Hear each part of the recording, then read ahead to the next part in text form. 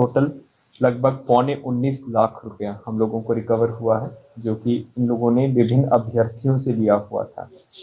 Total 70 अभ्यर्थियों के मूल प्रमाण पत्र, मूल सर्टिफिकेट्स, मैट्रिक के सर्टिफिकेट्स प्राप्त हुए हैं। सबसे ज़्यादा उसमें जो भी रेलवे के क्लैरिकल परीक्षा होने वाला है उसके आरआरबी एनटीपीसी, जिसमें पहले भी विवाद हो चुका है क्योंकि उसकी कुछ परीक्षाओं का भी टाइम फ्रेम निकला हुआ है उसके, और विभिन्न कोचिंग इंस्टीट्यूट्स के जो होते हैं सबसे ज़्यादा ये रेलवे की परीक्षाओं में कर रहे थे। इससे पहले सेंट्रल जो टीचर्स एलिजिबिलिटी टेस्ट हुआ है दिसंबर में हुआ है, उनके भी बहुत से फोल्डर्स और अभ्यर्थियों की जो मूल डॉक्यूमेंट्स उनकी शाया प्रतियां हम लोगों को इनसे रिकवरी हुई हैं। तो ये जो गैंग है ये इसके जो पहले भी मेंबर रहे हुए हैं, वो पहले भी जो बहुत हाई प्रोफाइल केसेस रहे, आपने सबने व्यापम घोटाला सुना होगा मध्य प्रदेश का, उसमें इन्हीं का ही जो पुराना एक साथी उसमें जेल जा चुका है, जो शाम को वो कर रहा है। इसमें अब हम जो को नेक्स्ट स्टेप है कि जो बहुत रिप्यूटेड कंपनीज हैं, बहुत ही विख्यात हैं, उनके जो सिटी हेड्स मैनेज हो रहे थे, कुछ लोगों ने हम लोगों को बताया है। अब हम लोग उनकी छानबीन करेंगे, उनके विरुद्ध एविडेंस लेकर आएंगे और उनकी भी इसमें निश्चित रूप से गिरफ्तारी होगी जब एविडेंस होगी कि किस तरह से वो उनके साथ मिलकर पूरे के पूरे सेंटर्स को मैनेज करवा रहे थे ऑनलाइन परीक्षा। इसके अलावा जो अब रेलवे क्लैरिकल एग्जाम की परीक्षा हो रही है और एनटीपीसी आरआरबी की परीक्षा हो रही है, 70 अभ्यर्थियों के मूल प्रमाण पत्र, 10th के सर्टिफिकेट, 10+2 के सर्टिफिकेट, ग्रेजुएशन के सर्टिफिकेट, मूल उनके फोल्डर्स हम लोगों को मिले हैं क्योंकि ये ऑलरेडी वो सबमिट कर चुके थे, कुछ पैसा इनको दे चुके थे, लेकिन क्योंकि परीक्षाएं पोस्टपोन हुई, आप सभी जानते हैं जो कंट्रोवर्सी हुआ था, तो बाकी पैसा तब लेते जब इनके जो एग्जामिनीज हैं वो पास हो जाते हैं, उसके बाद शेष अमाउंट ये वहाँ से देते। ये जो अभ्यर्थी हैं इनका भी हम लोग आइडेंटिफाई करवा रहे हैं। ये लोग सेट करते थे, इनके विभिन्न व्हाट्सएप ग्रुप्स थे, बटन होल कैमरा प्रोक्योर करते थे, अमेजोन से ऑनलाइन उसको मंगवाते थे और सैनिटाइजर की बॉटल में, जो कि इन्होंने डेमोन्स्ट्रेशन भी दिया है, उसमें फिट करते थे।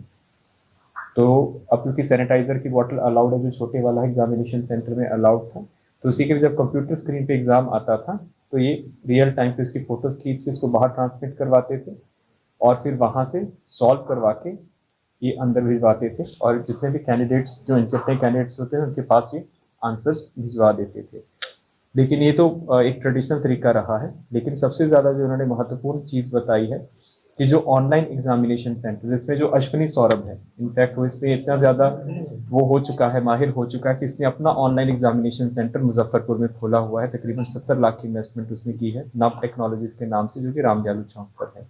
इसके अलावा इसके पार्टनरशिप में गया में 2 ऑनलाइन एग्जामिनेशन सेंटर्स आइडेंटिफाई हुए, पटना में भी 3 एग्जामिनेशन सेंटर्स में, ऑनलाइन एग्जामिनेशन सेंटर्स में इस गिरोह का पैसा लगा हुआ है। तो जब सेंटर ही गिरोह का अपना हो तो आप खुद सोच सकते हैं कि किस हद तक मैनिपुलेशन इसमें हो सकती है। मैनिपुलेशन करने के लिए ये लोग जो ऑनलाइन एग्जामिनेशन जो कंपनीज हैं जो करवाती हैं, उन्हीं के जो सिटी हेड्स होते हैं, उनको सिटी हेड बोलते हैं, प्रत्येक जिला का एक सिटी हेड होता है जो कि उन ऑनलाइन एग्जामिनेशन सेंटर्स को सर्टिफाई करता है, वेरीफाई करता है कि इसमें किसी प्रकार की मैनिपुलेशन नहीं है।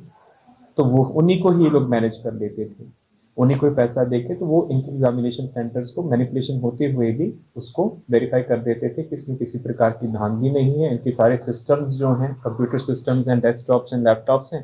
उसमें किसी प्रकार की छेड़छाड़ नहीं है। लेकिन होता क्या था कि उन डेस्कटॉप्स में और लैपटॉप्स में स्पेशल सॉफ्टवेयर होते हैं, वर्चुअल बॉक्स सॉफ्टवेयर है, DW सर्विस है,